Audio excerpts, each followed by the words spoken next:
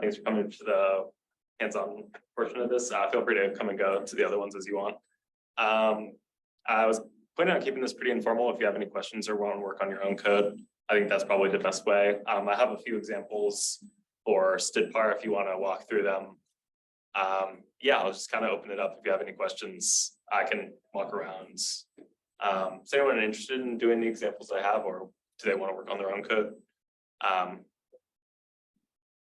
Anyone have any preference? Actually, would like to go through the examples you have. Okay. Is that Matt? Yes. Okay, sorry. Matt, it was a very interesting talk. Thank you. More part of your talk, you mentioned that there's work on co-arrays. Is that for real, or am I just, hoping for?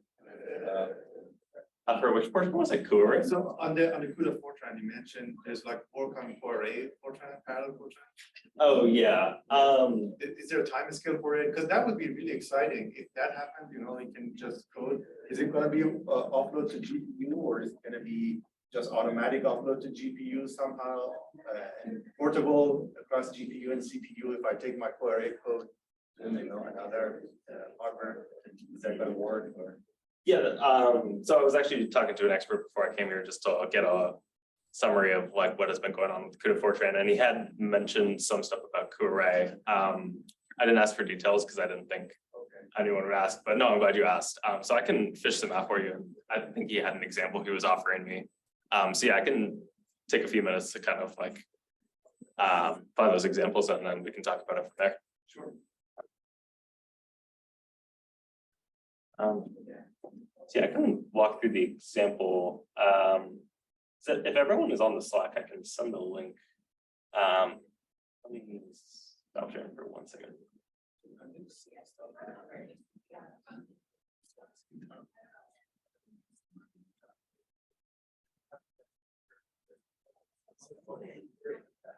The example is just going to be two.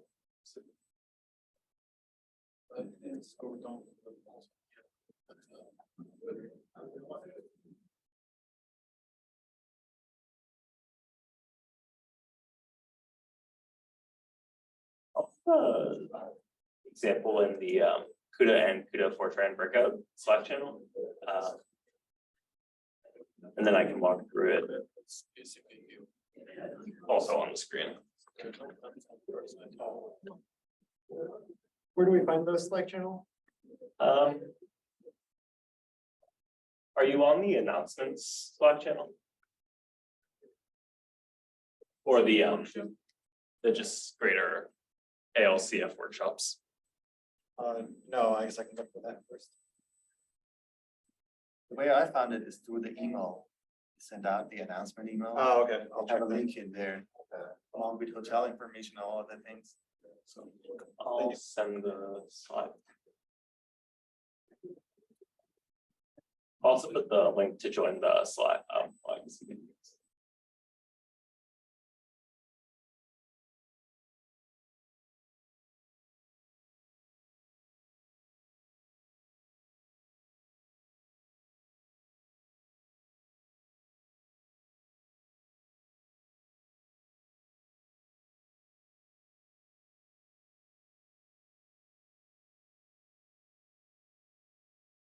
Were you able to find the Slack link, or I can also email it to you if you email on here? Yeah.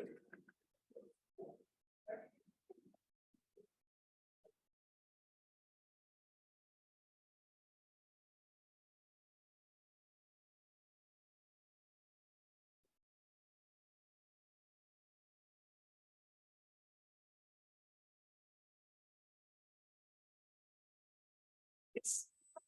Go forward, right? No, Yeah, so I've made a push request or a pull request against the ALCF version, but no one approved it in time. So you could just pull from the fork, or I could see if I can get someone to just approve it.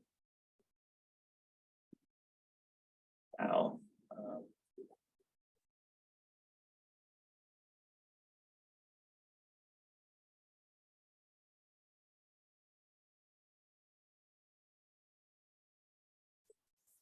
Local or the Flores faster.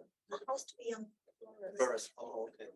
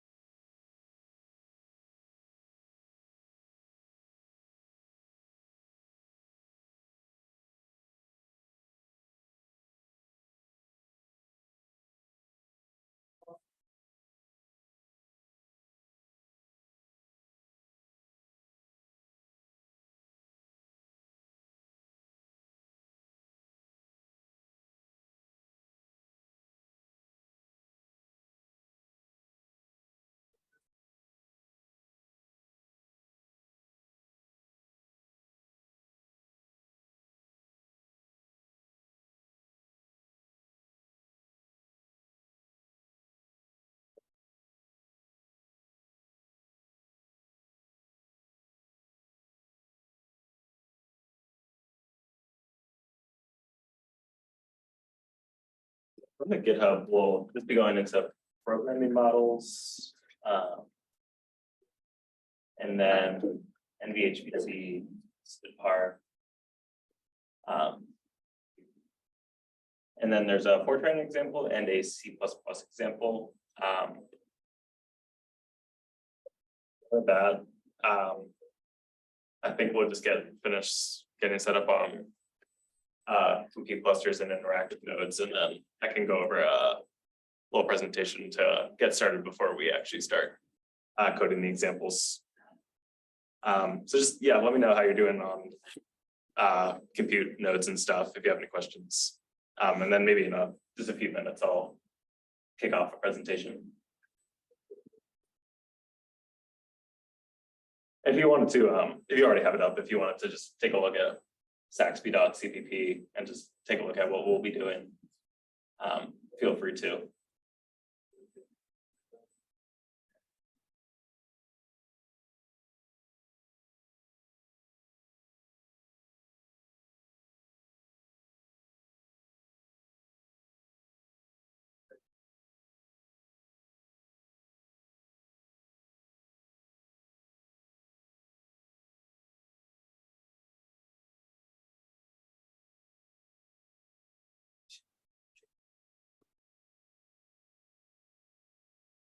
Where is XP? I think it is in programming models and then NVHPC STIDPAR. If you're on my version of the fork.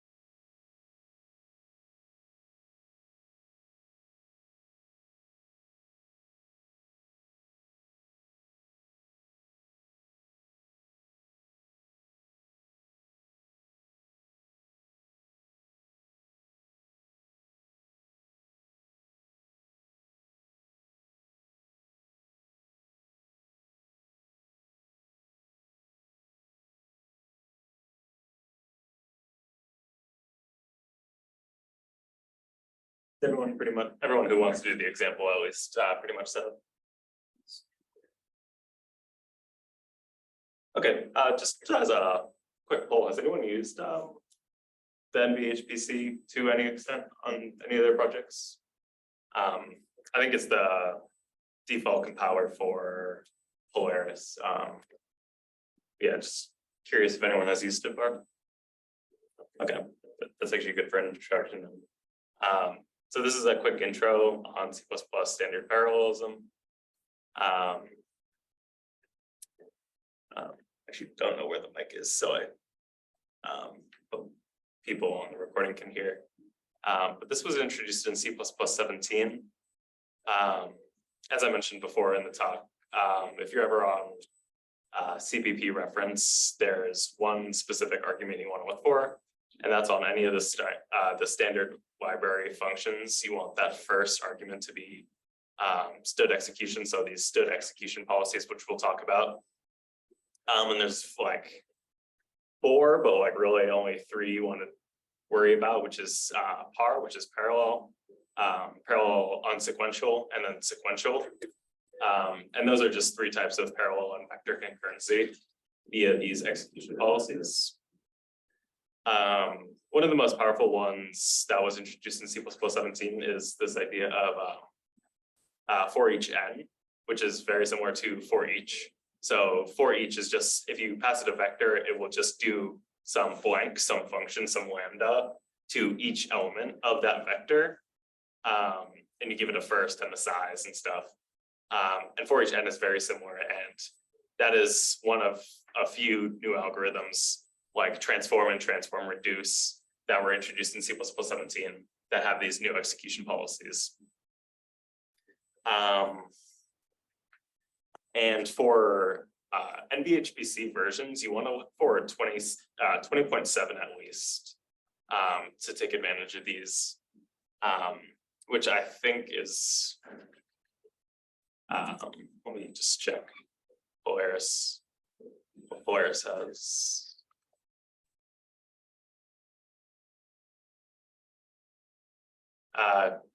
Yeah, all the versions that Polaris would have are older than 20.7, so you should be good there. I don't think you would run into any issues.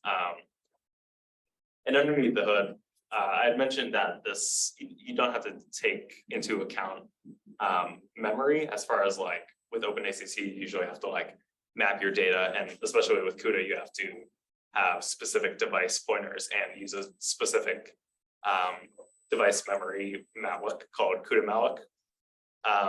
This behind the curtain uses CUDA's unified memory, which I think I will talk about in a few slides. Oh, no, it's not. So this is memory that is both accessible from the CPU and the GPU, and it is implemented by doing page faulting. So it's like a first touch principle where you use CUDA malloc managed on some pointer. And wherever that is first touched, like if you access that element on the CPU, that will become host memory, and you can use it as normal on the host. And then without doing anything else, you reference that memory, that pointer on a GPU and a kernel. The CUDA driver will issue what's called a page fault, and it will copy over that page. A page is just a sequence of memory over the CPU to GPU interconnects and put it into device memory, all automatically handled by the CUDA driver. So it can like swap back and forth.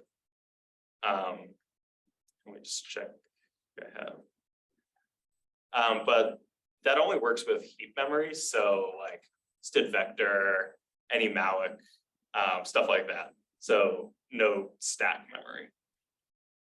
As far as things that the CUDA driver can automatically identify and use this unified memory towards.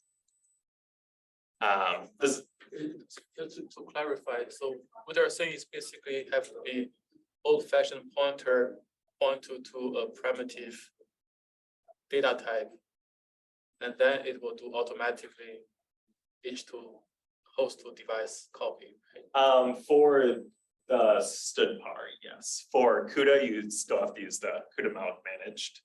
But what it does behind the hood for std_par is it just translates any of those like heap memory, any of that heap memory that you access. It just does a CUDA mount managed call behind the scenes. I see unified memory. So under the hood, are they using unified memory? Yeah, like CUDA's, what's the other word? Unified memory and managed memory. Yeah, those are kind of the same term. So yeah, it's using CUDA's unified memory. I see. Thank you.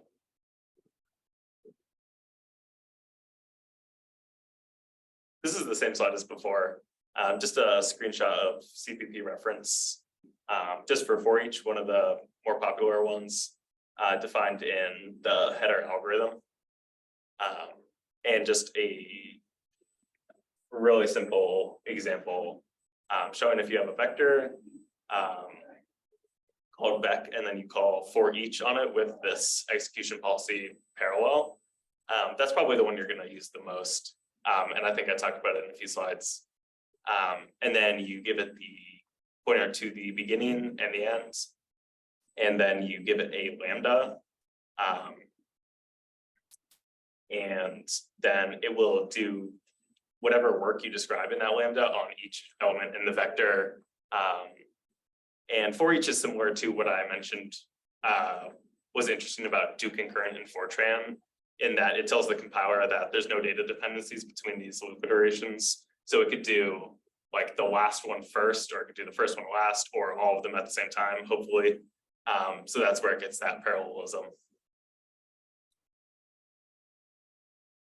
Yeah, when using parallel execution policy, the user has to make sure that there is no data race or deadlock. So that's kind of the contract you're entering in with the compiler. When you do these execution policies as parallel, the compiler is pretty smart. It might be able to tell you if there's like an obvious state of dependency, but really it's up to the user to make sure that there's no deadlock or data race. std_par leverages CUDA unified memory. Data needs to reside in heap. So std vector works and std array does not.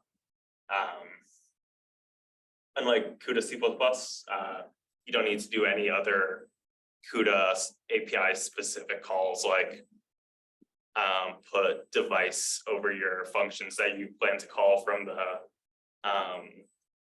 GPU kernel. It will just do it all automatically for you. And then execution on the GPU requires random access iterators, similar to before. It could do any loop force first or last. So it needs to be able to access any element in the heap memory at any point, because the loops could be accessing any element. The example we'll go through how to compile with std_par, but just in short, you use the -std_par flag. And super basic, if you want to just do something, it could be NBC++ -std_par, and then compile whatever file you want. std_par has two options, equals GPU and equals multicore, and -std_par equals GPU is the default. And the idea is that it should just be as simple as switching the two and recompiling. And in the background, std_par equals GPU uses CUDA, and then -std_par equals multicore is an OpenMP backend. And I think I do talk about it later, but there's one flag that's called -M info, which tells the compiler to spit out any information that it has. And it will tell you like what it is vectorizing and what it is writing, or what it is generating code for which processor. Any questions?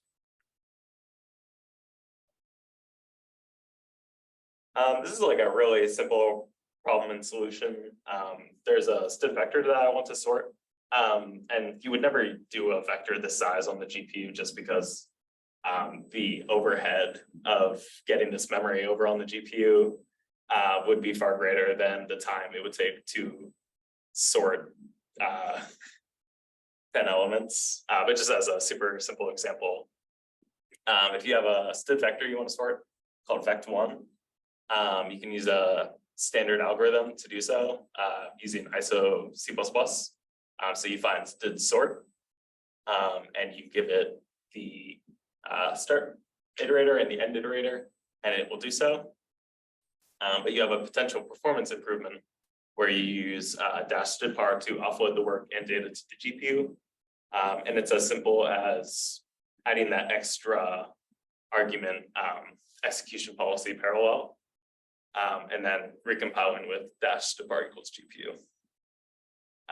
And you can see at the bottom, it kind of goes through like how page faulting would work in a super simple idea. Like you have data and work, you call some work on the GPU that accesses the data, the CUDA driver will send it over for you, it will perform the work, and then in the end, when you call it back, either to store it in a log file or print it, it will do a back transfer to the CPU. So these are two common ones, in addition to for each and for each n, sort and transform reduce. And these are two examples you can refer back to. I'll post these slides in the slide Slack channel. But just std sort if you have like some list of like employees and you want to compare by last name and you have that set as like a functor. And you give it the parallel execution policy, that would work fine on the GPU.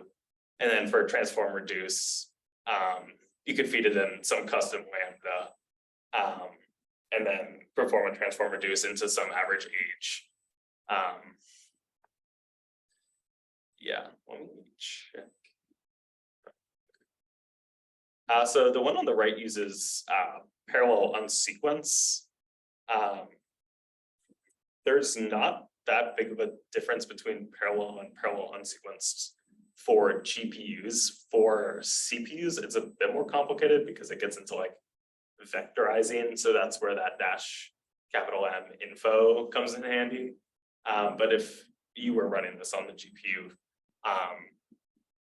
std execution pars is pretty much your best bet, unless you want to do something sequentially on the GPU, like if you already have the data over there, because page faulting works on like a last touched principle. So if you have the data already on the GPU and you just want to do something sequential and you don't want to do that sequential operation on the CPU and transfer all that memory back and then do something sequential and then send it all the way back over to the GPU, you can just do std execution SEQ for sequential and keep that memory on the GPU. So this is my first time heard about this. So in GPU, if we do the reduction with floating point, we have the random truncation error because depending on the order of the elements being merged. So that is different from this unsequenced sequence, or it's the same. For GPU, that's a good question. I guess for what is the definition of unsequence here? It is actually, That in order? it's or like, not it's like in standard speak, is where the like definition is. So it's kind of like forward looking and also like non-binding in a way. I'm actually not quite sure how it is like in that case. So I'll look it up after this and see if I can like remember. But yeah, if you look up execution policy, it should have like all of the four written there. I actually forget what the fourth one is, now that I think about it. I think it's just unsequenced. So it's parallel, unsequenced, and then sequential, I believe. But I'll look into it after this. I'll get back to you. Thank you. This is a different example than I showed in that last presentation. But a similar code in the fact that it is a real world problem and many thousands of lines of code.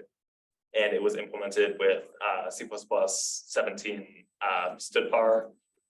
And it had no language extensions, external libraries, vendor-specific code, or pre-compilation steps.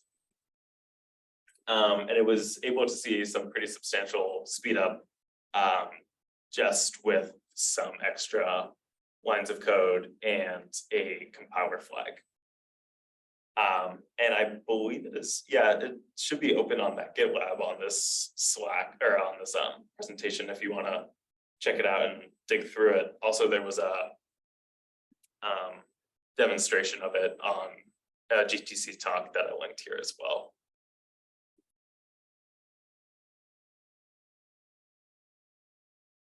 This is another code for Fortran.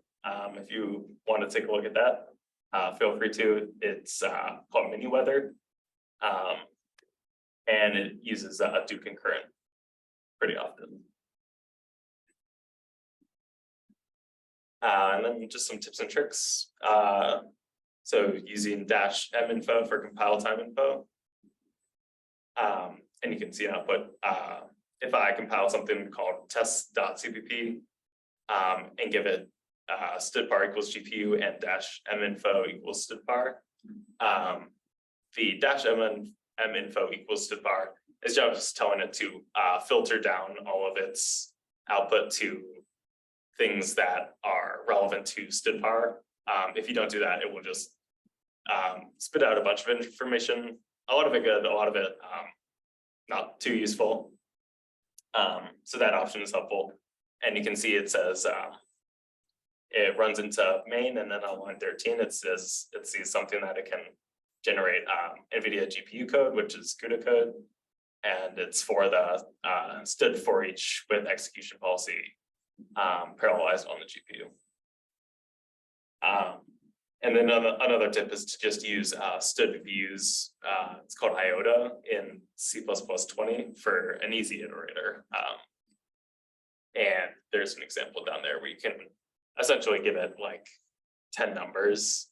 And if you want to do something that is not based on a vector, like for each goes through whatever iterator you give it. So if you give it a vector, it will input the value at that vector input, that vector element. But if you give it an IOTA view, it will just be a number. So you can print your thread blocks or whatever. And yeah, there's a more specific talk on NV Fortran and in-depth discussion on unified memory if you are interested. That was pretty much it for the example, and then we could switch over to the GitHub and start looking at those Saxby examples. If anyone has any questions, I can also answer those. I'm going to look up the definitions for unsequenced.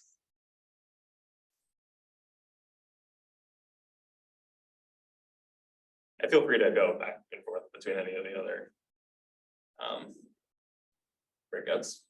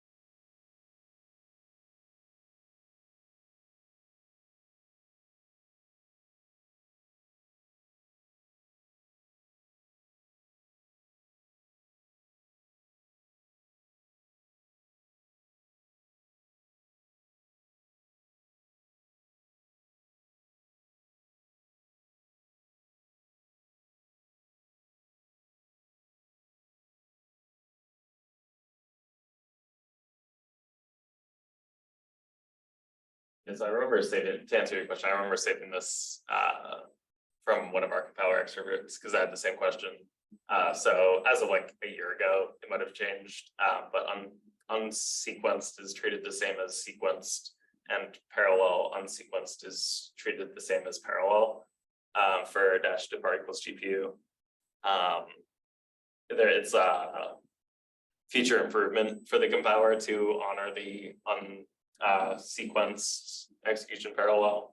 I don't think it's happened yet. And then the same is true for dash depar equals multi-core. Unsequenced is the same as sequenced, and parallel unsequenced is the same as parallel, like as far as the compiler is concerned. So it's really like it's either sequenced or parallel.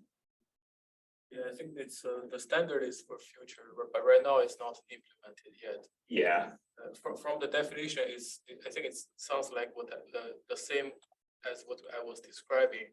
So if it's unsequenced, it's indeterministic because the thread launching is not determined. yeah, even though it's like unsequenced is C++ 20 and the other ones were C++ 17. So it looks like they have added and probably will add like another one in C++ 23. So yeah, it seems like it's a little vague, but as far as like the compiler is concerned, like it's boiled down to one or the other. Makes sense. Yeah, because for machine learning, it doesn't matter which order. The usually fast is better, but for numerical solvers, or they want to exactly the same with their C code or Yeah. CPU code, and then the sequence matters.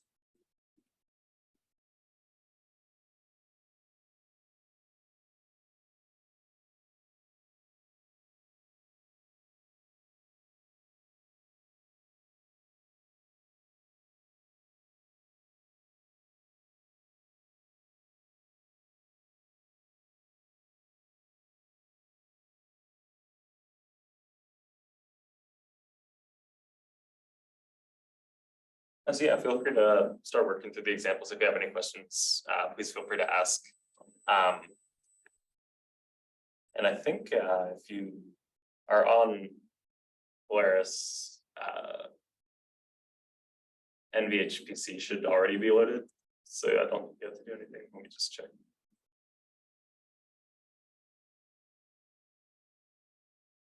Yeah, it should be loaded to a version that's good enough, 21.9.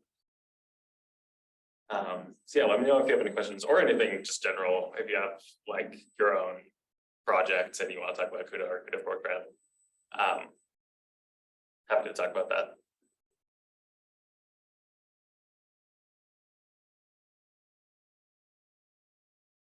I know profiling is tomorrow, but I'm going to be the same person talking about the profiling. So if you have any questions about it. We have a lot of problems and questions. Oh, with profilers? Yeah, but I think I just create a new one for this. I tried to use the reduce from the numeric, but the compiler or the error is it cannot be found. I don't know why.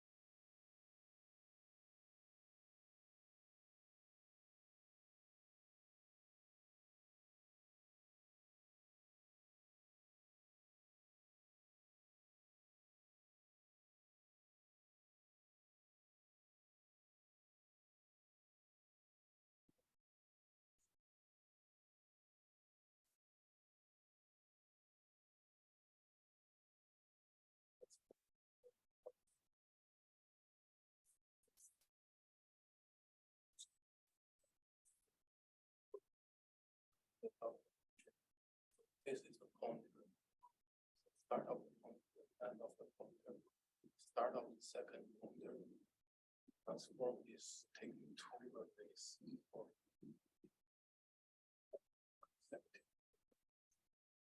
last one is the start of output. Start of pointer of output is basically they're using X to transform Y.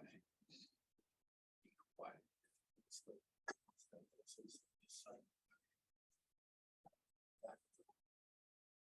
So this is where you use them to save things. right. It's the same. So transform next two items. Y is the X side, otherwise Y. Why they only need the end of the first one, but not the second? Right, because they have to be the same length. So if you give the length of the first, you need to give the second. Oh, that makes sense. But let me show you. If you Google it. C++.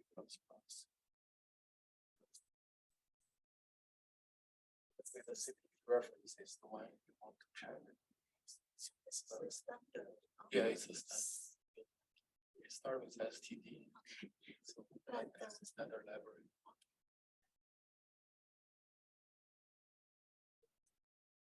That's also standard. So I mean, that's cool because it's also start with STD. So, this is fine, right? Transform, you have forward iterator first, forward iterator last, forward iterator number two first.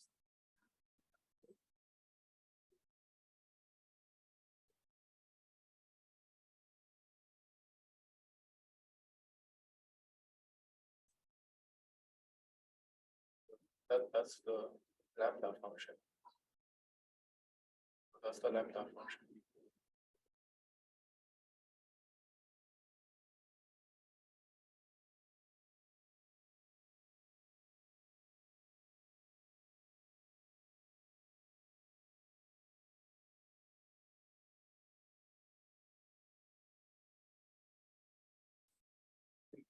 So and it's just the one, so you can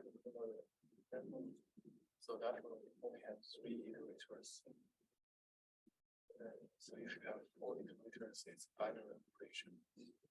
That's how I figure out how many. And then it's the execution policy is the C++ standard. That's why this is kind of because you don't need to install any package. It's built in the C++ standard.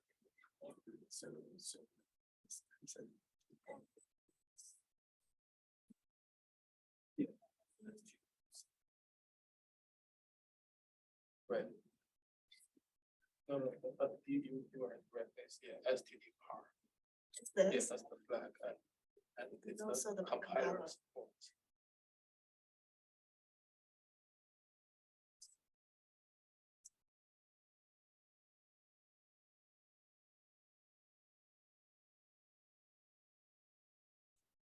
That's a memory leak. So if you allocate, if you allocate, it basically assign a bunch of heap, saying I'm going to reserve this memory block for my program. And if you don't free it in the end, then that will be there for forever. So if you run this program several times, then you start seeing your memory is filled up, and then you have to restart your computer or somehow free that. Yes, it's vector. So if I redefine this one, Let's see what tries. See the vector as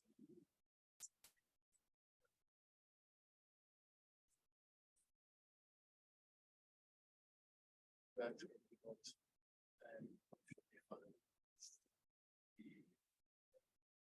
and so you are not humble saying you need the help. of course.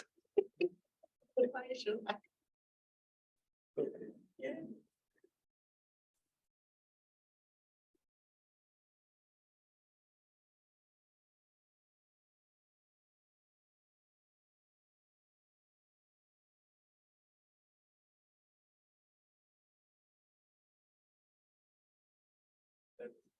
I think it will take and then you Just no, You can go back.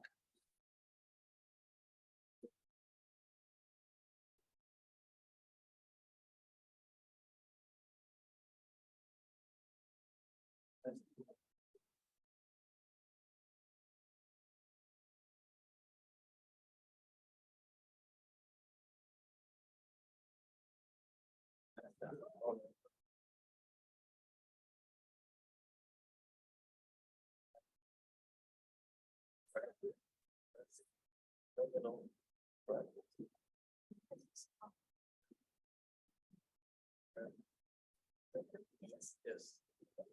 And you copy paste this, that's fine. Just the one.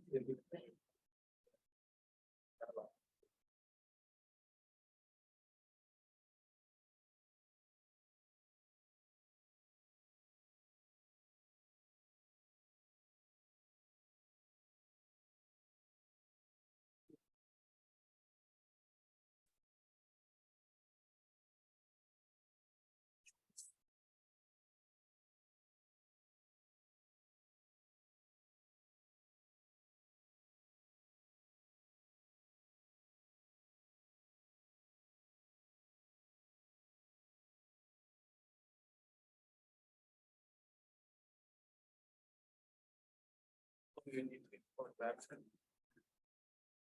at the beginning. That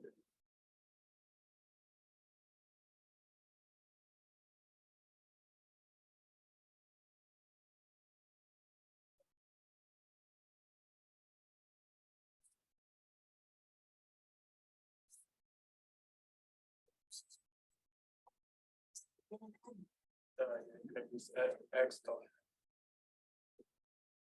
Right, that's X dot again, X dot. You do know some C++. Yeah. So you have to, you can hit Y as well. Okay. Y dot BP, Y dot. Sorry, Y dot begin.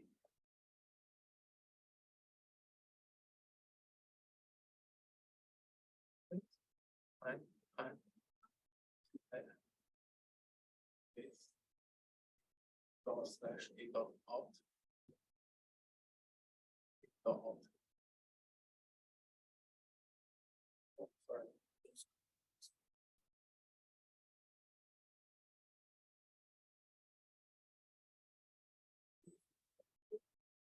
Oh, okay. So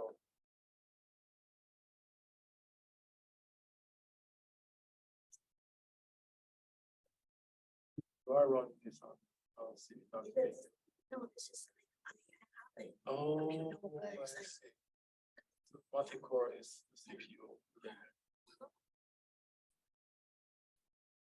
Oh, I see. Okay. And you change the name.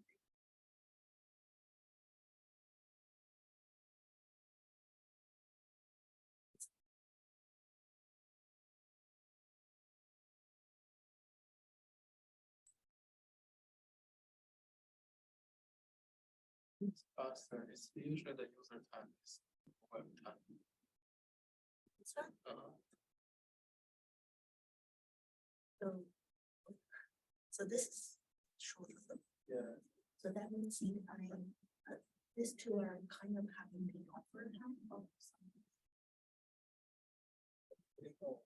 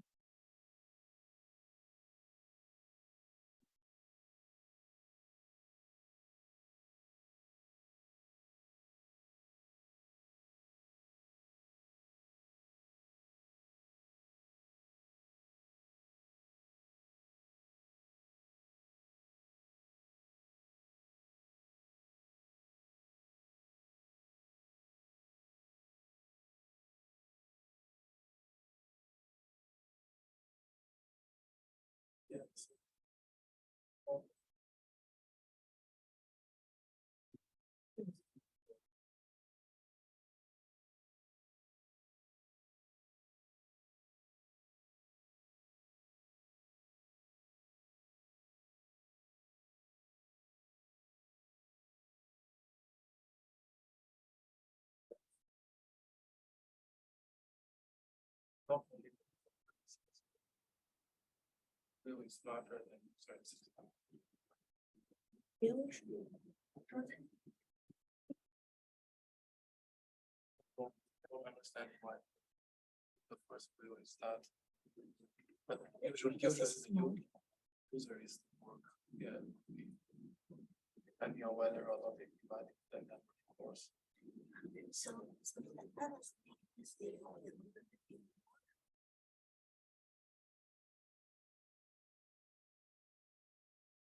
Just multiply this by 30.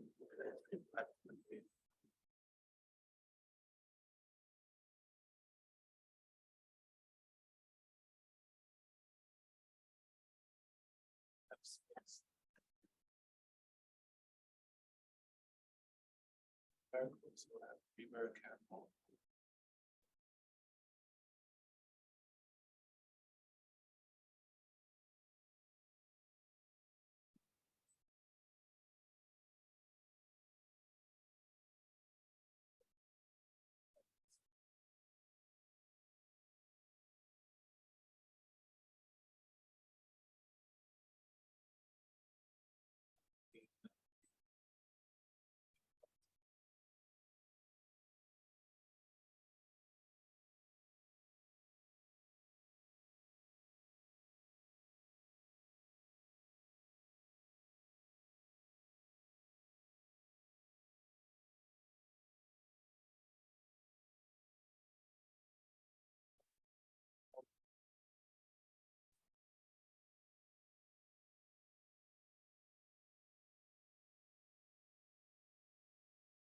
This one is really.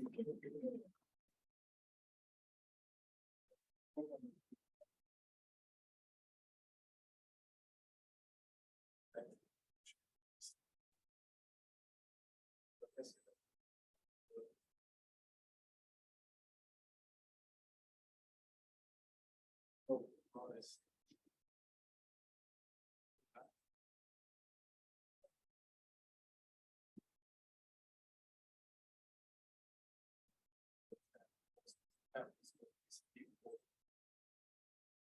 Everything here is CPU, so that.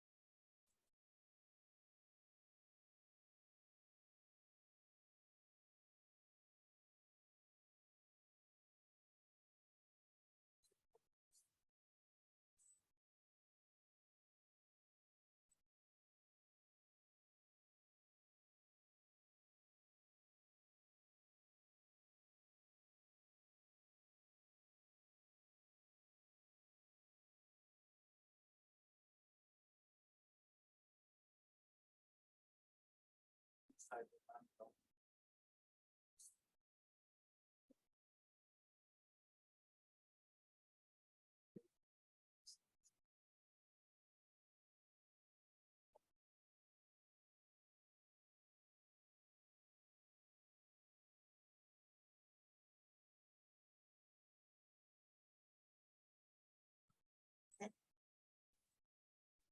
Spread.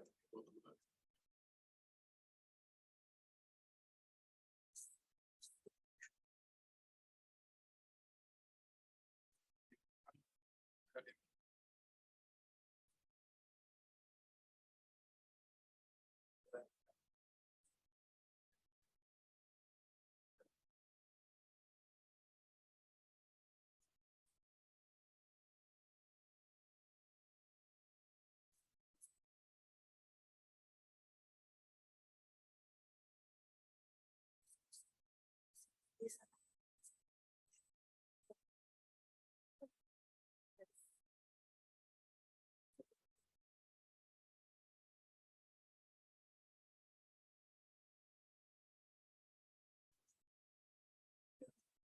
just do one drop. Right? Yeah. There's just Yeah, I can program time solve for us. Yeah, GPU. okay. So if I do add a for loop here, it should be. Yeah, this would be- it's good. It's like not sequentially, right?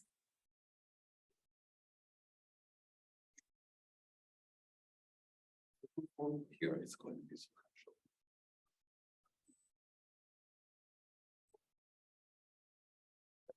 yes. That is hard.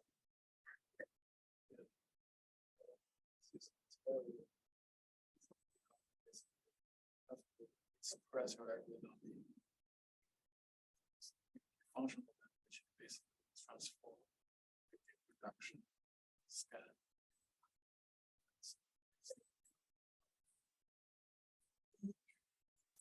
That in parallel, I need to do another thing like this. Yeah, either for each.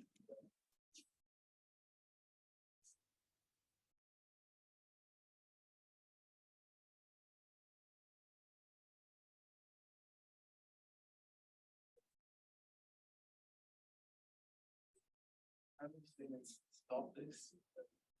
And if you can, I want to use this time, you need to go about CUDA and GPU and hardware.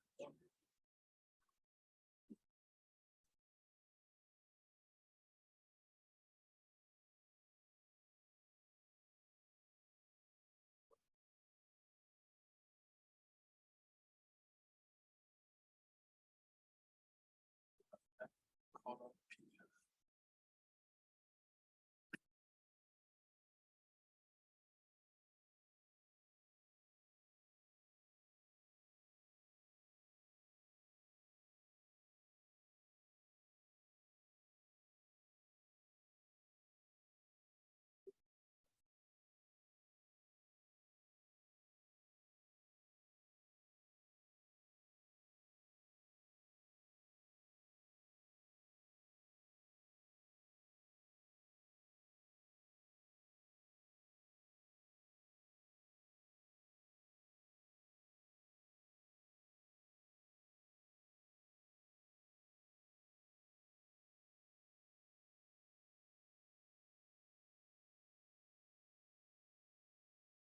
Another way.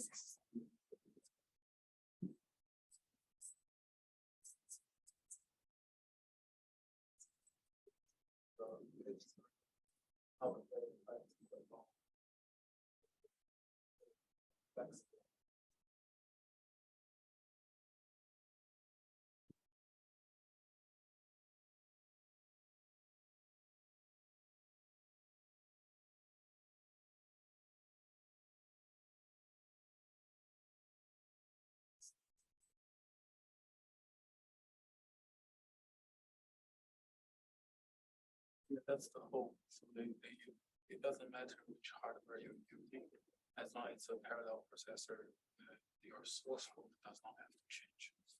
So that was the reason why we put that in the simple standard and execution policy. But it's all.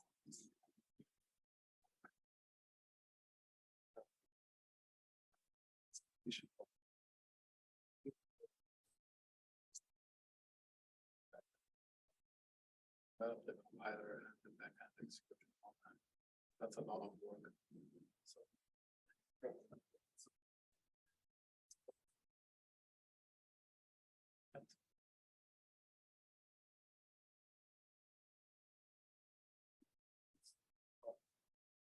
if you go to the processor,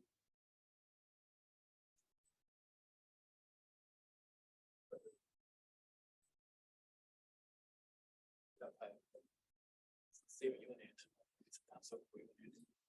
The flops are different. So the smaller data type is faster. Procedure. error logs. If it's precision, it's on 20. So it's about 16 times faster. So what is it? Yeah. Yeah. This is third gen. That's yeah. So if you are on, this is the second gen, so this is going to be different. I think in the 4 is over here. So if you go down, also there's a sparsity support.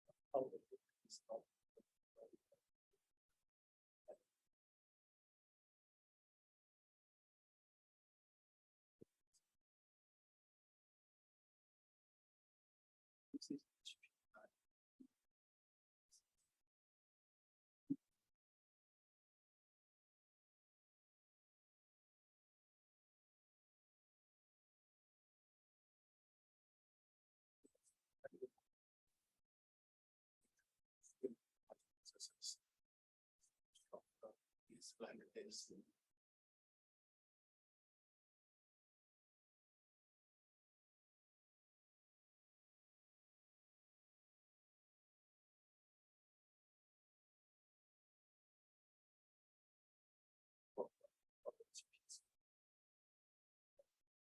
Drafting process constant.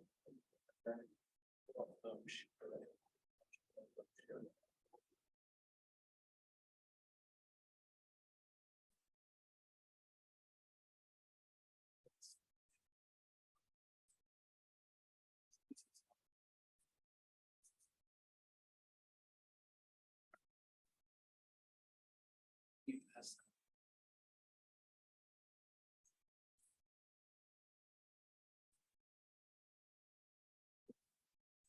Where you say properly, you say task activities, computation goes here. If you don't say task activities, the computation goes over here.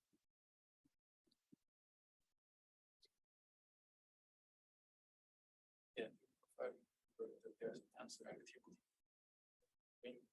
Leaves. This is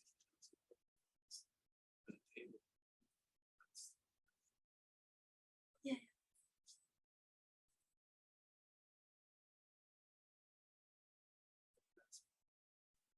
This one is, I think, operation for admin has nothing to do with matrix multiplication. Out of the matrix multiplication here, you have to implement matrix multiplication as well. So that we exchange values between using L1 cache or other streaming process. So that's the and if you look closely, there's no FP16.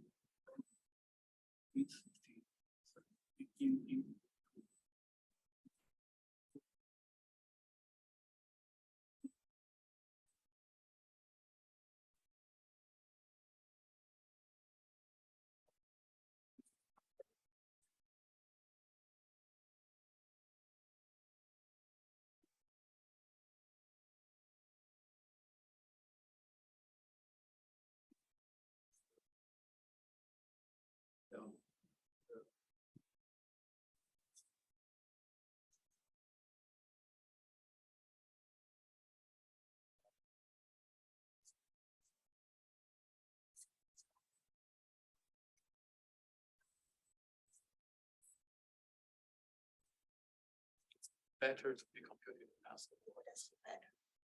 But- Sometimes doesn't. That's what when you change the channel size to 2, it doesn't really use the tensor core at all. Because if you go to the tensor core,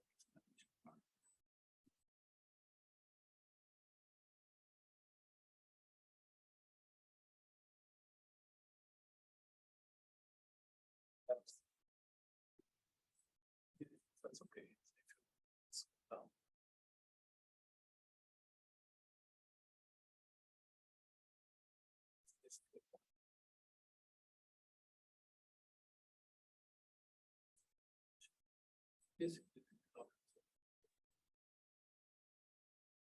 it's multiplied to minutes, so there are two operation modes.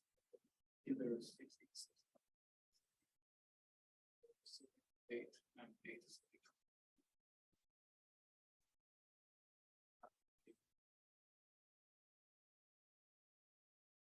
8. Python smaller size.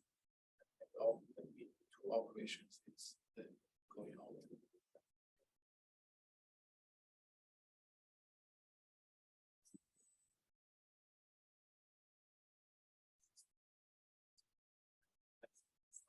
So on left is A100, second chart. Right is A100, the current third gen. That's basically that. Don't worry about the X. It's advertised. That's how TensorFlow works. You have to have the matrix of that particular size. If it's not that size, it will either pad it or you have to pile it.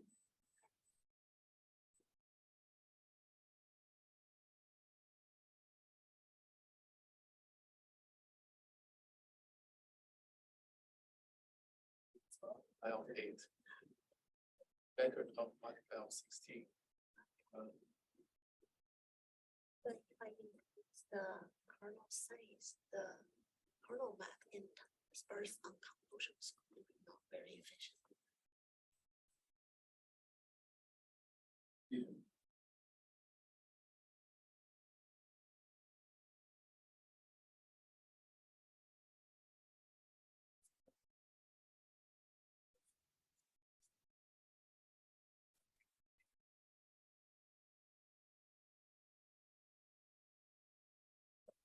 It's after 18 days.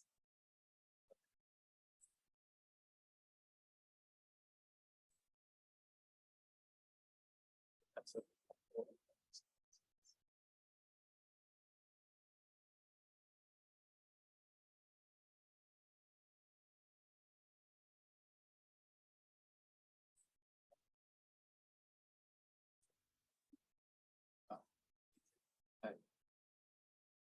they're the same, but it's fine if usually it's more precise than info because once you multiply your range expanded, so 8 times 8 is 64. So you get a bigger data type to store it. So if you choose bigger data type, and you will have different. Right, one thing is you can see here is if 16, it doesn't matter which way it goes. So usually by default, have the higher position.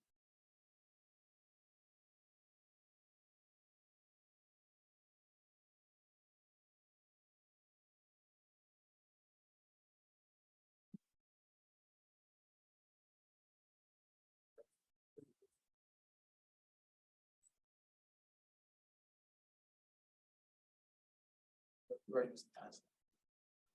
If you look at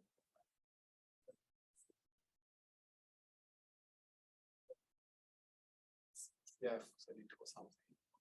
So I think I approach one some version later. They use this by default. Okay, but it's still slower than this. Yeah.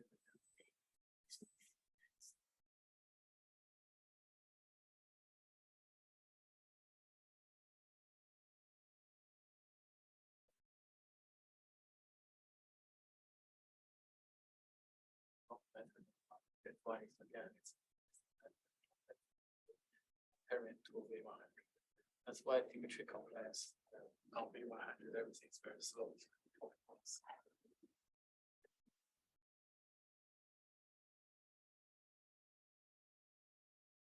So now we have rough understanding of how hard it is. Let's read this paper. Let's go to CUDA. Virtual CUDA introduction.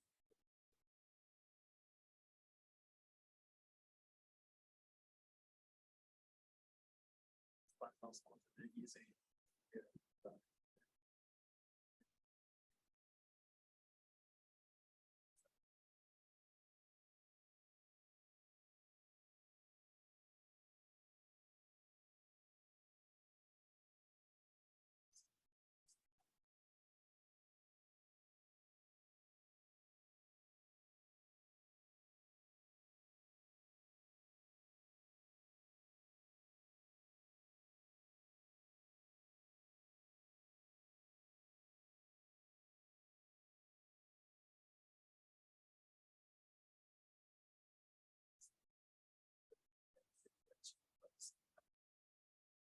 allocate the CPU.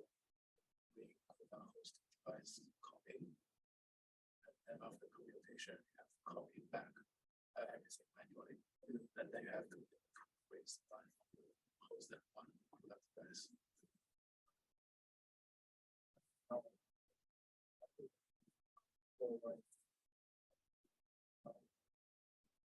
Data. Here, it's the long type side of the data. Here is the CUDA magic attack. This smaller bracket, triple echo bracket. Here is add one, so that means using one block, one thread. I think if you have this, I think it's number of blocks, number of threads per block, plus string.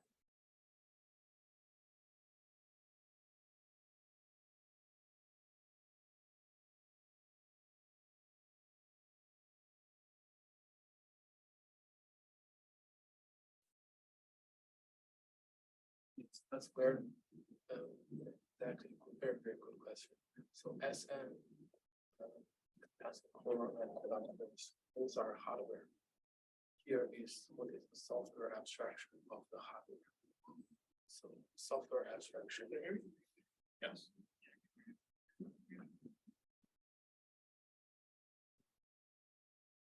Doesn't have this. Okay.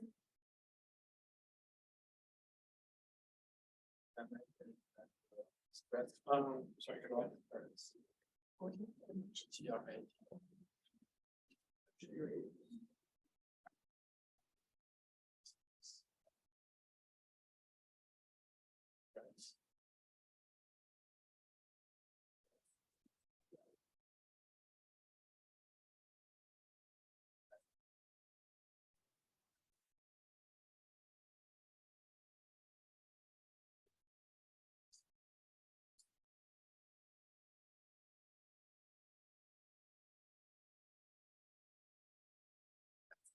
Slides for the presentation, everything. I enjoyed it very much.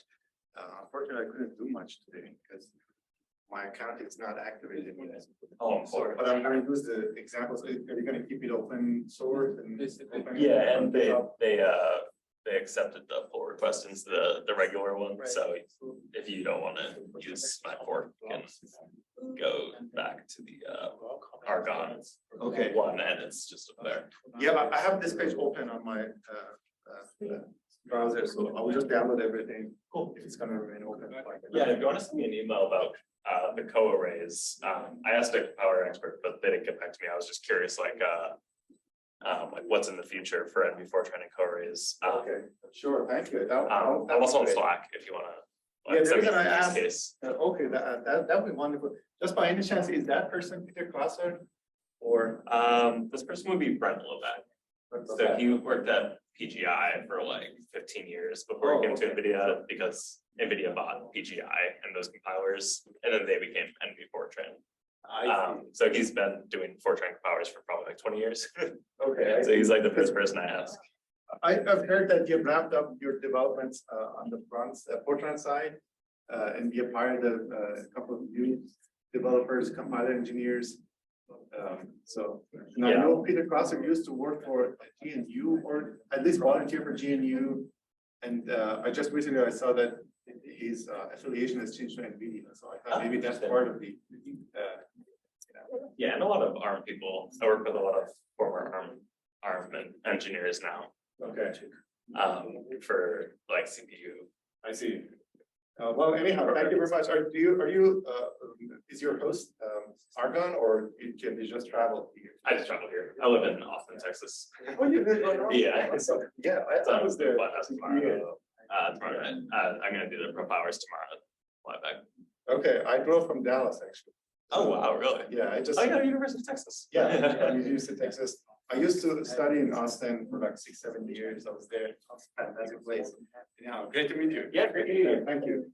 I should be able to find your email, I guess, right? If I want to. Yeah, it's just M and then my last name is Casey. So it's the first letter of my first name and then my last name. And then I'm also on Slack if you wanna. Yeah, perfect. That's all I need. Thank you. Thanks. Good.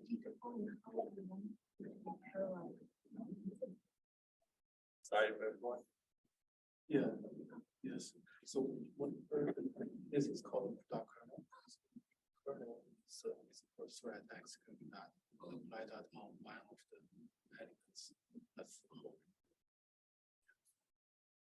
Yeah, because sometimes the convolution you want something its neighbors also into this picture. That's why I do that.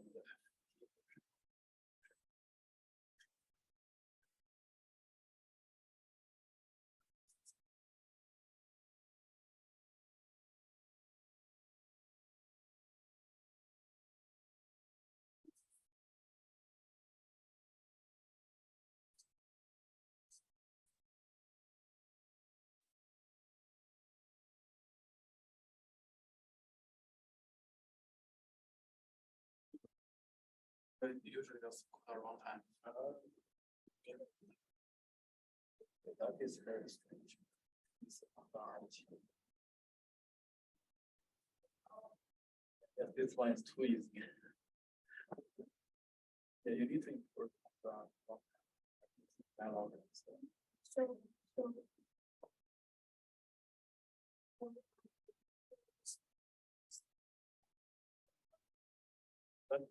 That's why, yeah, you mean functional equivalent, the same job with more code, yes. This one or that.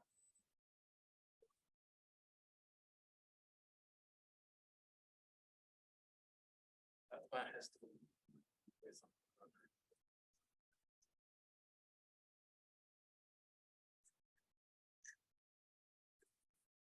If you have this CUDA library diagram, this one is very low level. Library. Hierarchy.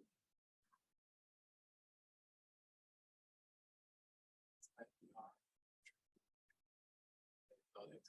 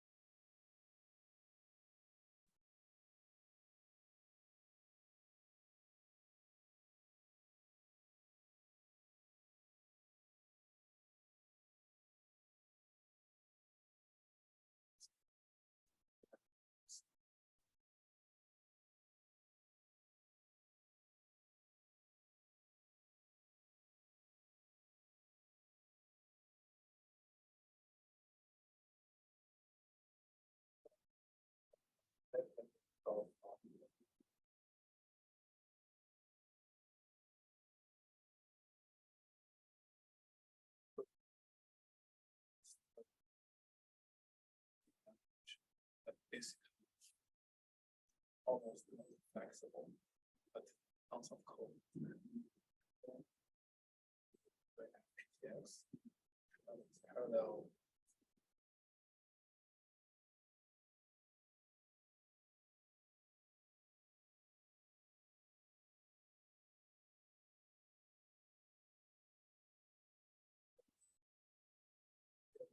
Each register. It's like assembly.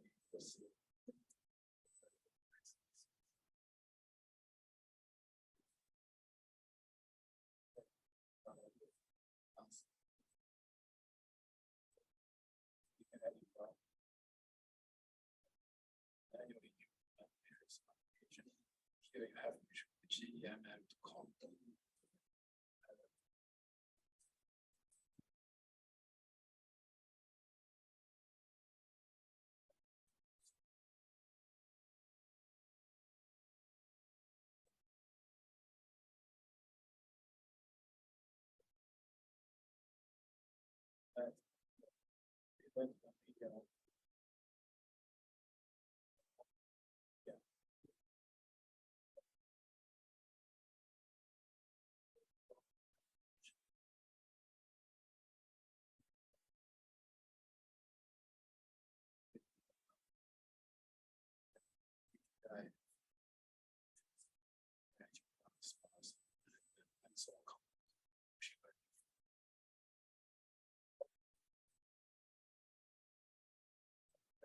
Programming models.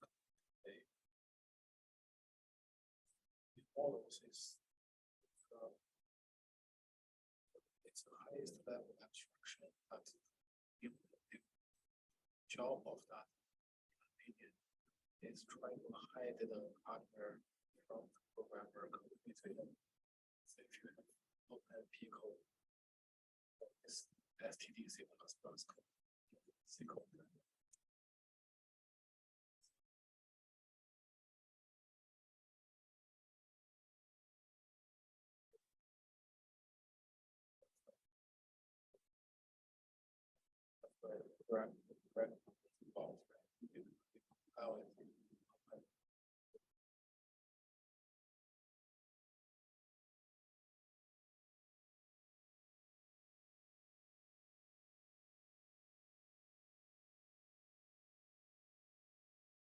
Hybrid software.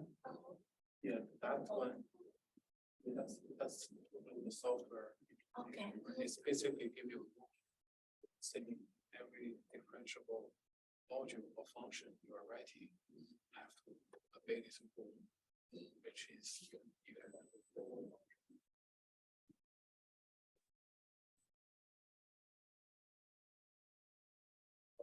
right foot.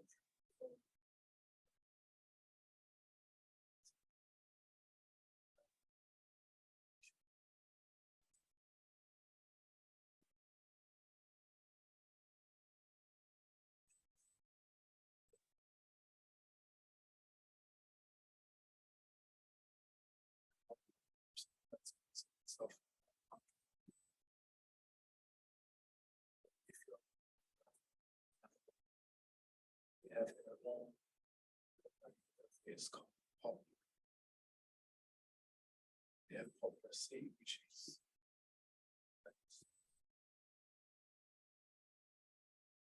which I'm address to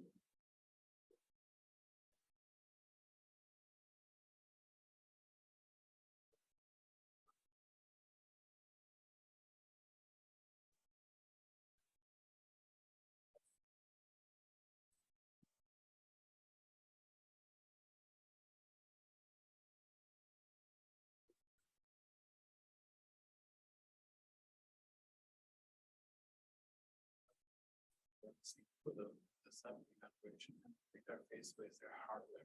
But they should be the job of the hardware. Yes.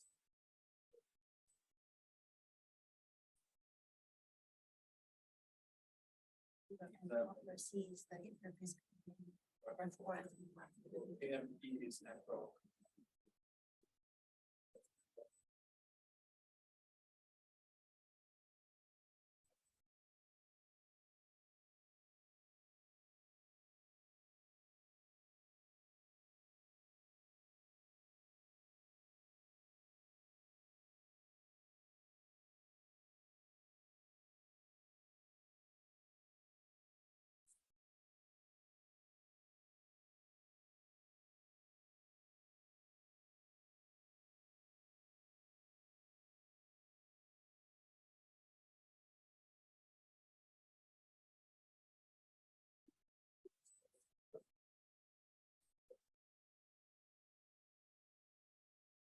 The status of the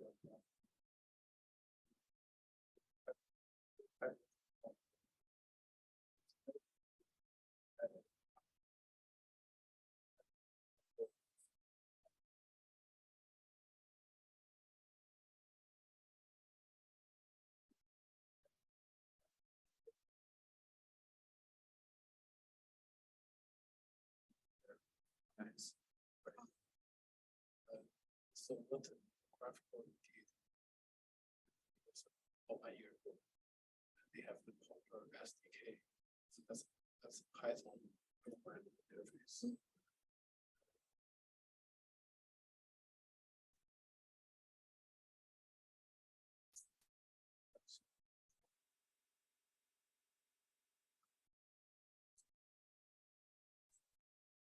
Yeah, maybe. Whenever you have time, close to the control. Yeah, there we can slide from.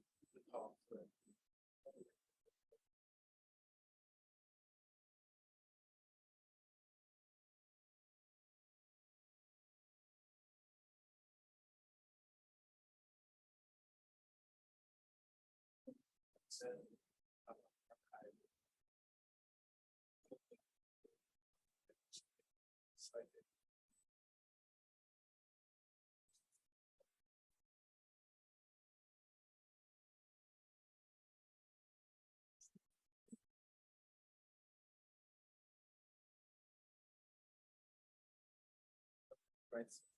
Get back to what I was saying. Ideal scenario is we have a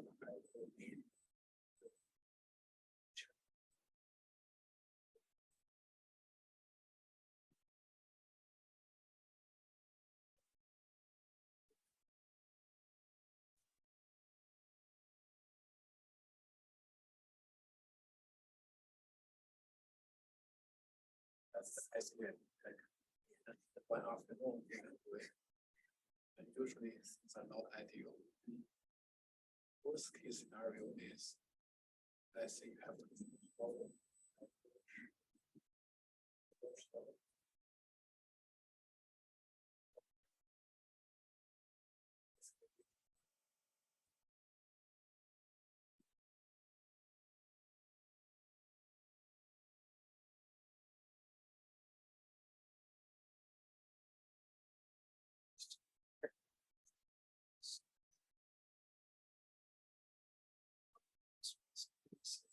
Otherwise, it's going to be very difficult. Going is the import level from portability. So they can do, let's say, you import popular as torch. Yeah. So that once they have the API, they actually. Yeah. Instead of source and source data. Right. After. And have this. Are you able to run this on like Forest or?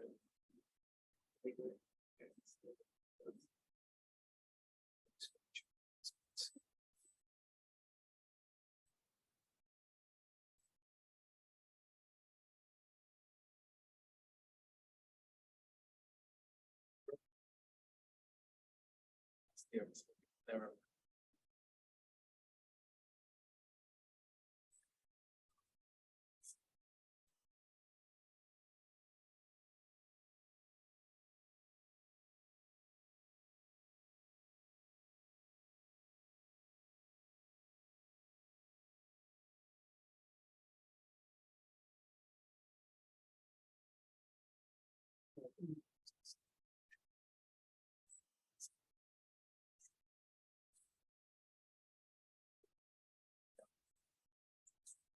They run if you use less than like 2 inputs. Documentation.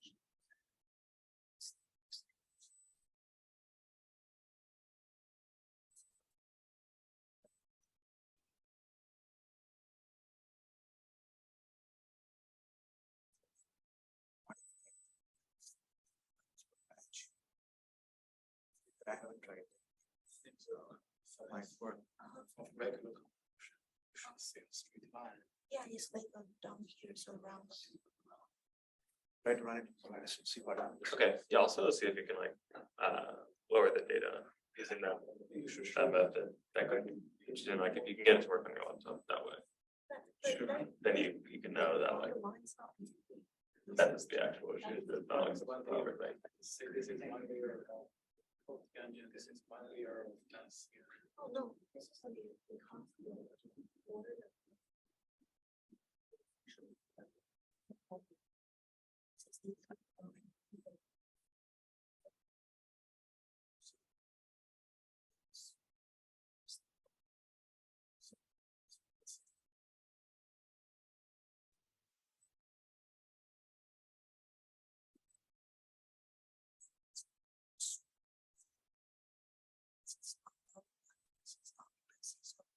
as long as the occupancy is not super crazy, the bond is close. Except for those extremely dense frames, it's actually the occupancy is very stable. And also precision is also very stable. But I don't know why it happens. And also for recall, it's also this is stable. From one value.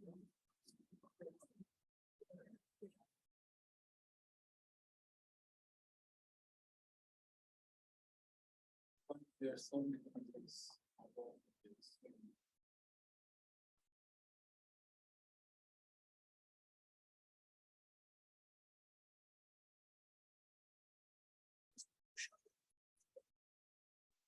It's not really dense, then it's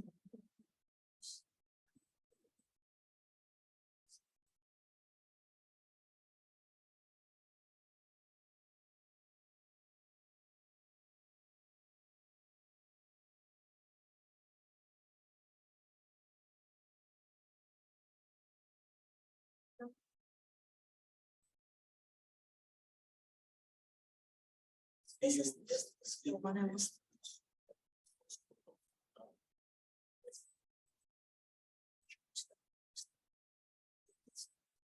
When they give you choices, they only give you choice either float 64 or float 32. But I know that you can.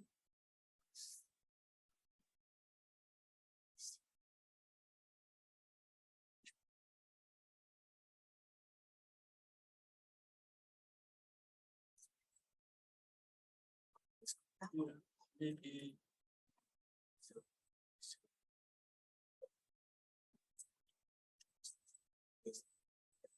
So Oh, dispatch to float 16. I see. Right? We have float and double. So that's why I cannot this function. The problem is C++, there's no, is there float 16?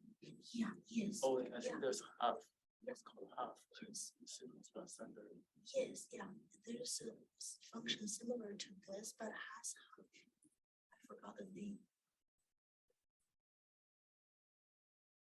The people have asked us. Actually, it's-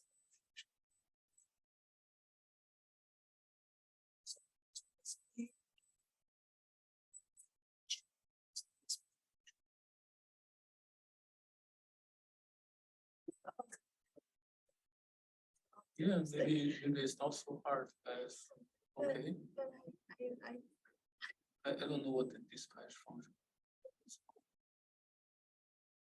Maybe convolution CPU down CH.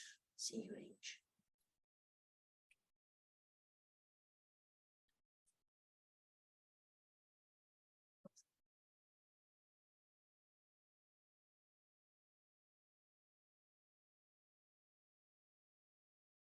Yeah, let's go back to the GPU and see what header they imported.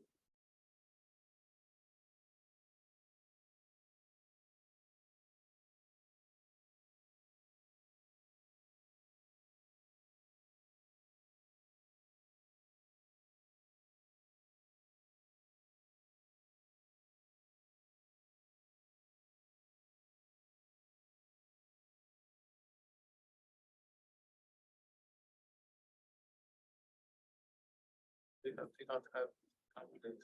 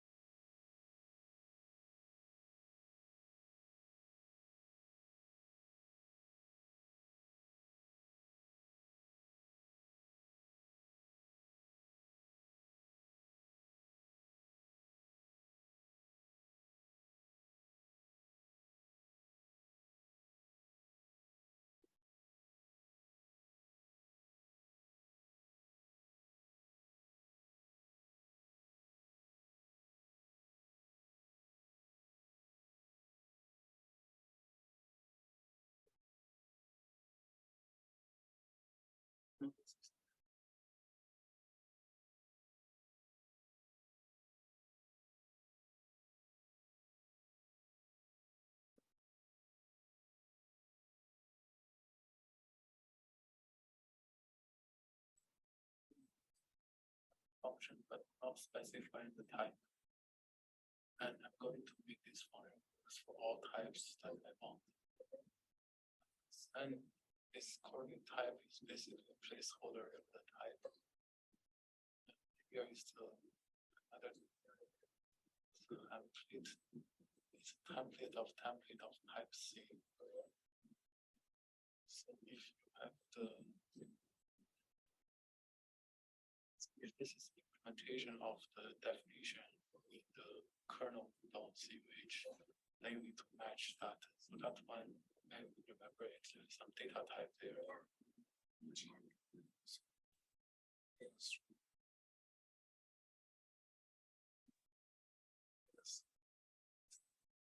So type the D type, it's not data type, but maybe it's a coordinate type.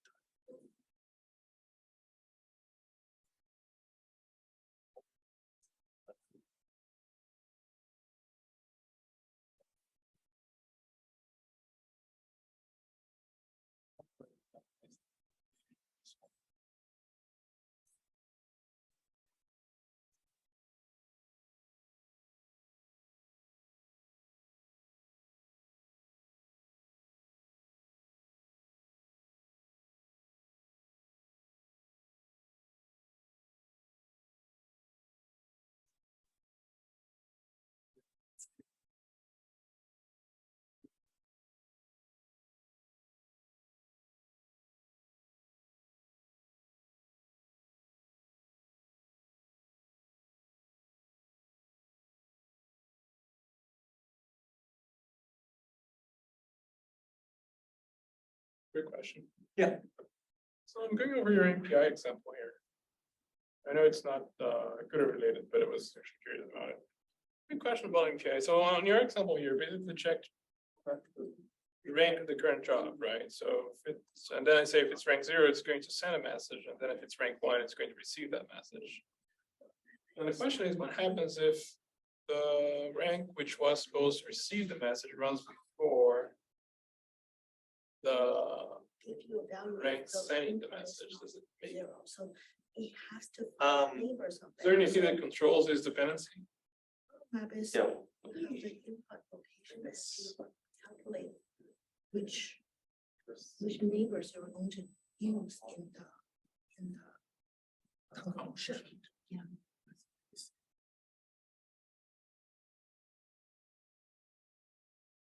Oh, I think those are called like I receive.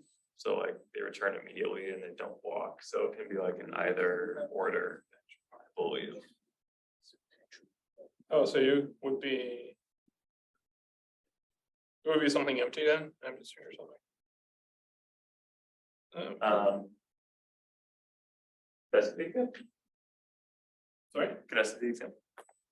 Yeah. So basically, it's this one here. It's quite simple. It's running an API job that it checks to see if ranks is 0, then it will send hello world. If it's 1, it will print whatever's in that socket.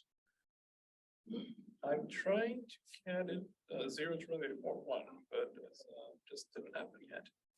I'm sorry, 1 to run before 0.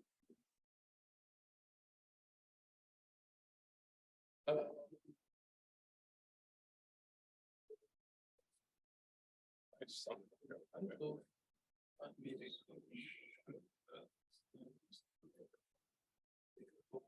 I know 0 has some special meaning here. It is. Oh, there it goes. So it's blocked, I guess. Probably. Yeah, 0 is waiting to receive something. And answer how. It didn't receive anything yet. Yeah, if you keep the switch and then try like I receive, I wonder if it will non-block. This I here. I think so. That's as far as it is for like C++.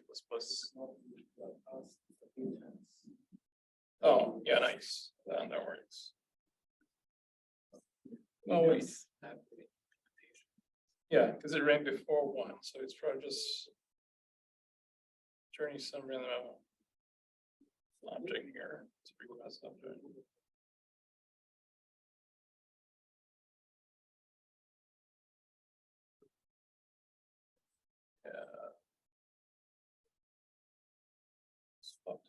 Ranks again, let's see. There's also I send.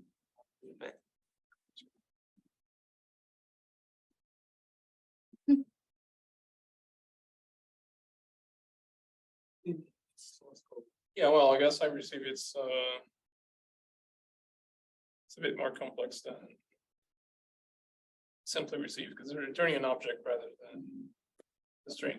So it's probably needs some parsing. So,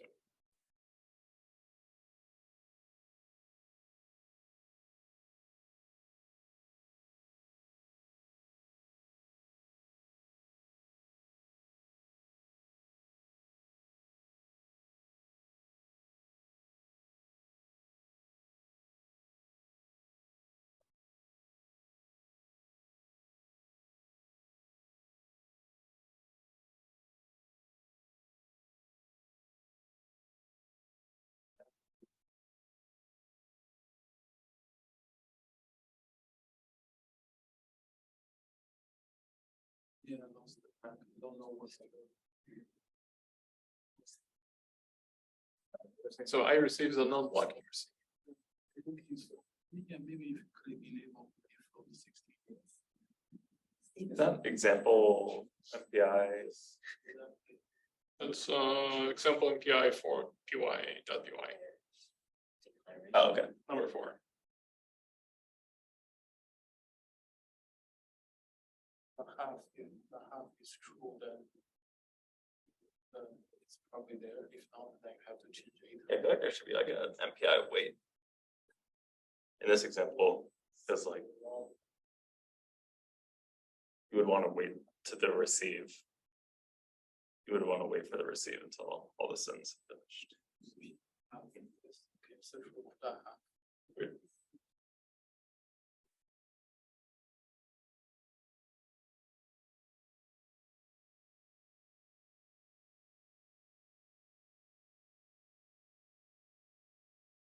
Oh, actually, so IRC returns a request, which is an object that has a method wait.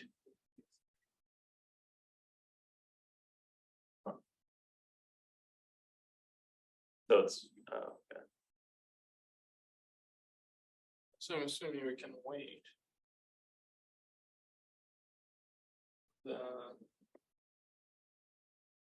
So I guess MPI send is the same as I send plus wait.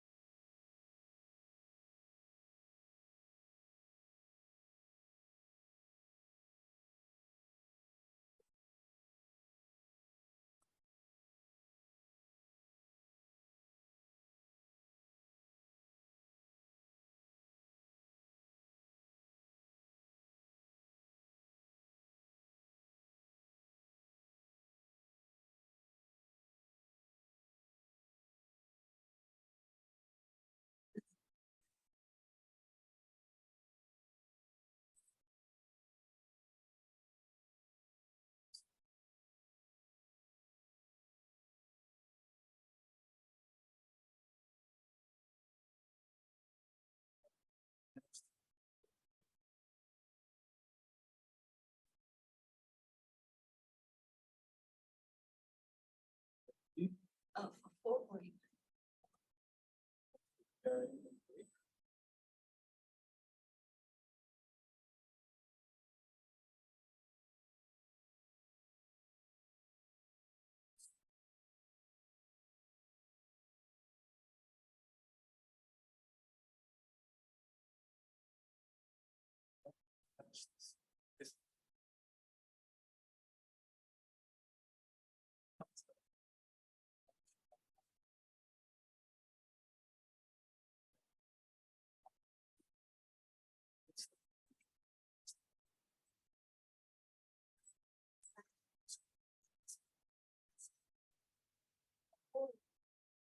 It is very messy.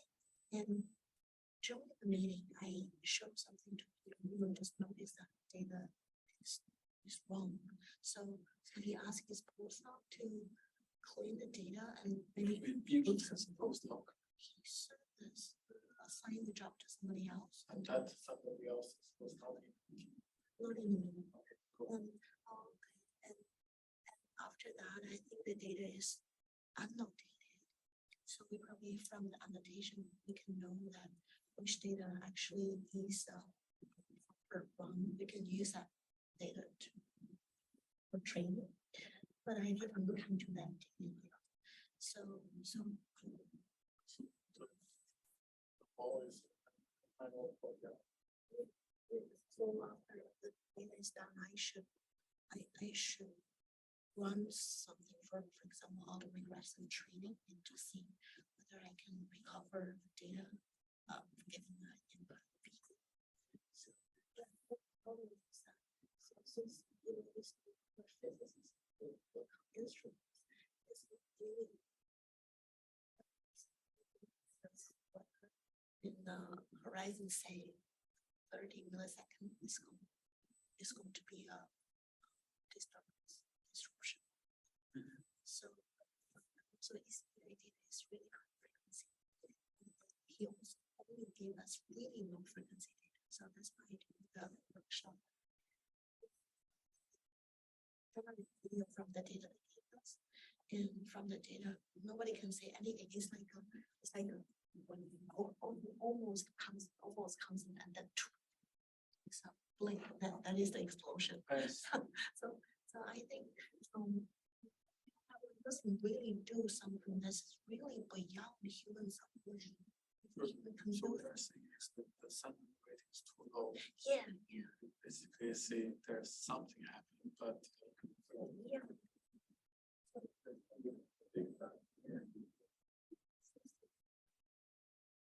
Should look at what frequency. So I hope this data will give us frequency data. If we can have the full frequency data, we can Hope on so this frequency data is probably very large. So that's why I need to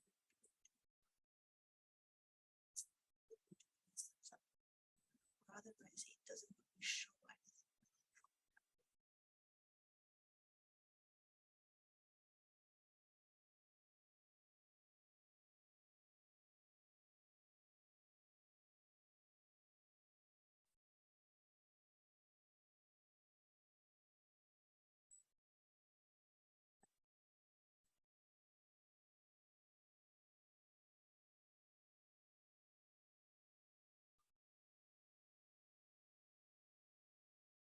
it's a very complex.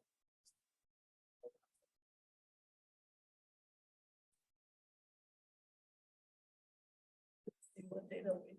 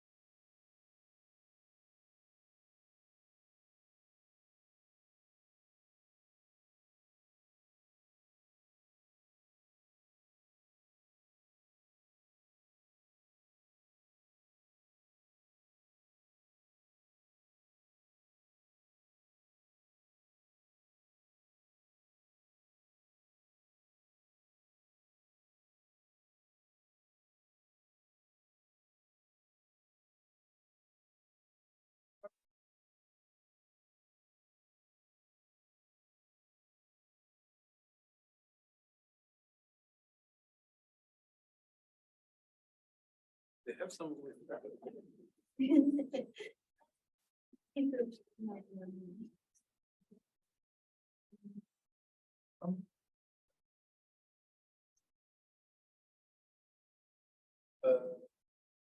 Sorry, I should have. It's okay.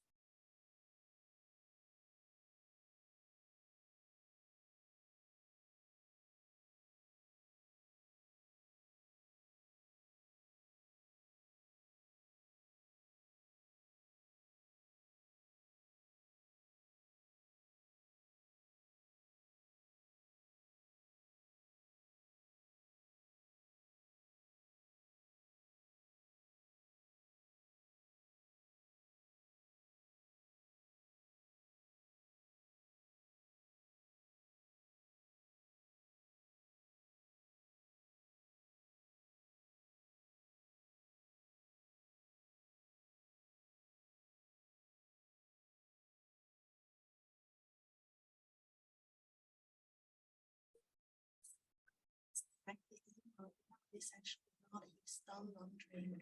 He's asking what this meaning for shop is. I don't know. I don't really know meaning for shop.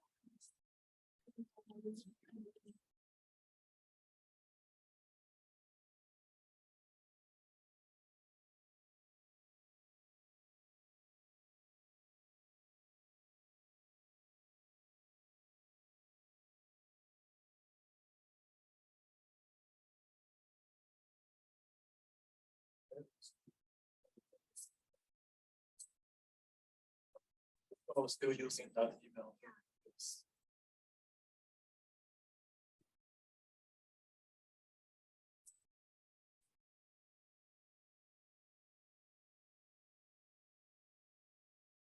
Yeah, that's good.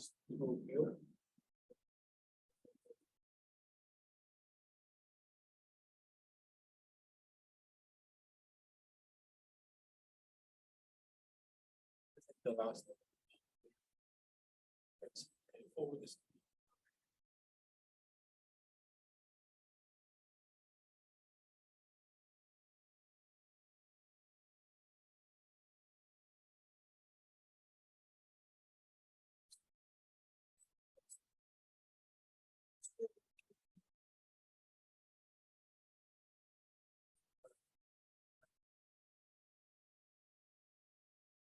I mean, why is it too late? Oh, that's.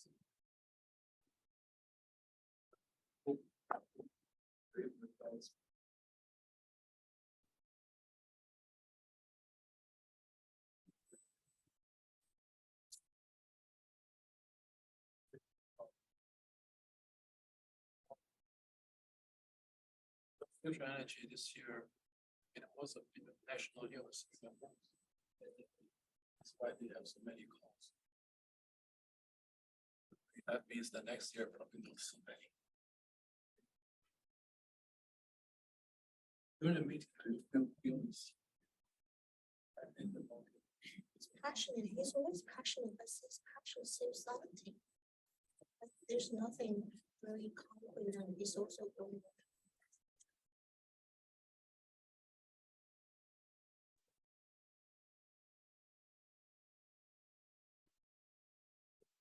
Types here. So it's a large language model and the width in transformer that can be Windows. But imagine that if you really use the highest frequency data as 2D diagnostics, it is like tens of thousands of even more.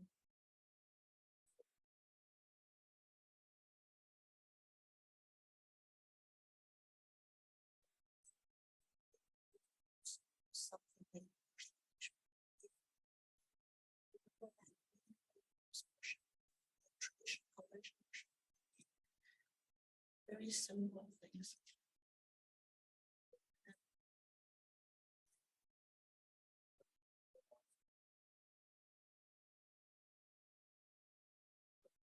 Well, if you want, they are.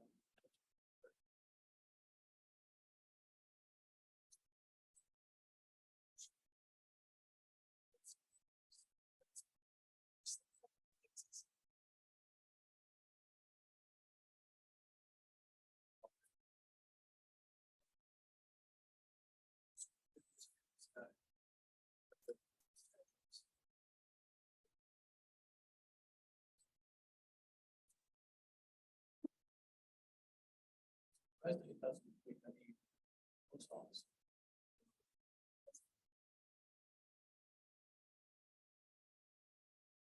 The card.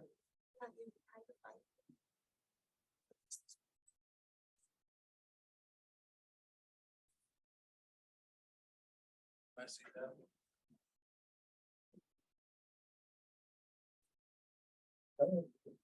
That's feel.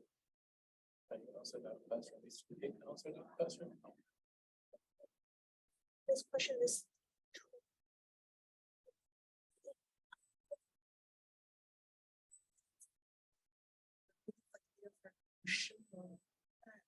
I don't even know the meaning of his statement. I don't know how to explain the kind of data version.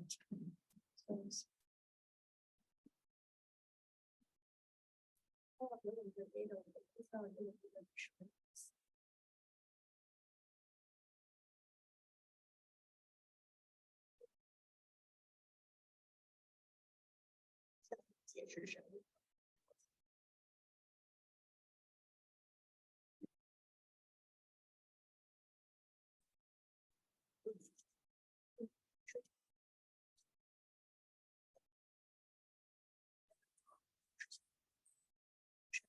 现在没有办法做分成，所以他想做说，plasma 可不可以被我这个磁场在一个稳定的范围之内，就是最后 react 的东西也是 plasma，但现在他就是用那种没有发生 reaction 的 plasma 去做这个实验，去看他们那个磁场能不能让那个 plasma 在里头稳定的。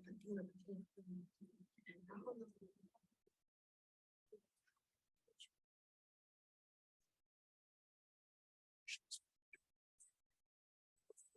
实际上是光谱，就往里射一个什么定那个散射的那个收集一系列出来。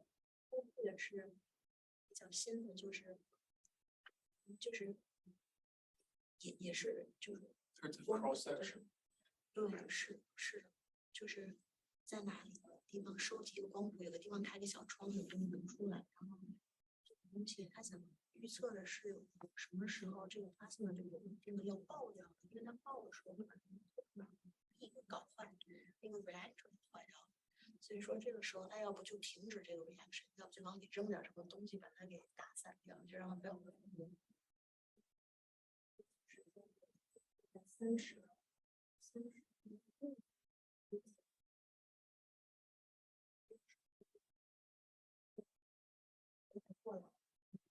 在这一点的预测30秒内在这之后呢，不哦。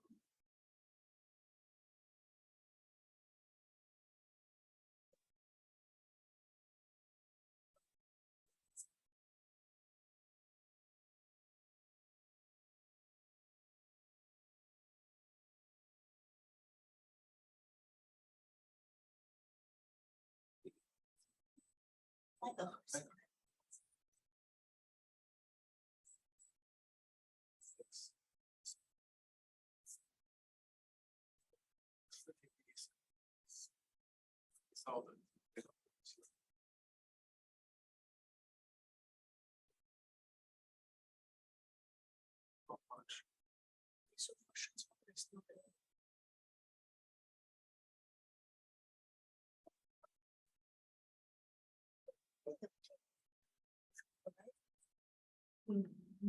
在这里边和孩子，你可以用，你用这儿处理，这是已经发生的事儿，这是标准。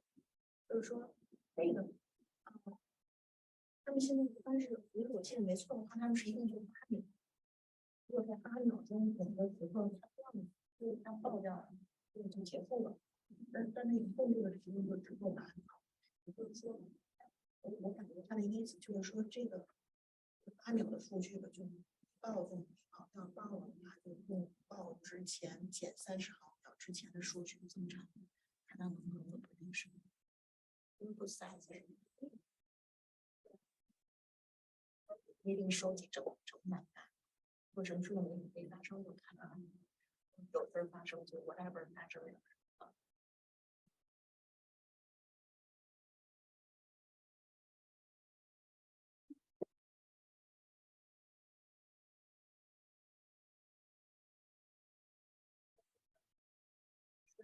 就是写下相当于最近写下的diagnosis，所以说它并不是所有的数据都有写下的，有的时候这个能告诉我们是。